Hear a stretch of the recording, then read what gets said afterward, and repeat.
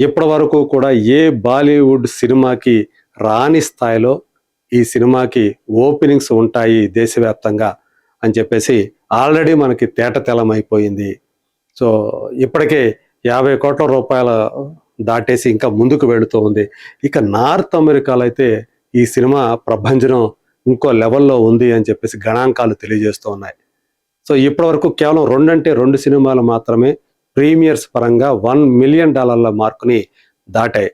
అందులో హైయెస్ట్ ఇప్పటివరకు కూడా యానిమల్ మూవీ రణబీర్ కపూర్, రష్మిక మందన్న జంటగా మన తెలుగువాడు రూపొందించినటువంటి యానిమల్ మూవీ $1.2 మిలియన్ అది ప్రీమియర్స్ సేల్స్ సాధించి అది రికార్డు సృష్టించింది. ఇప్పటి వరకు కూడా నార్త్ అమెరికాలో ప్రీమియర్స్ రికార్డు దాందే, యానిమల్లే.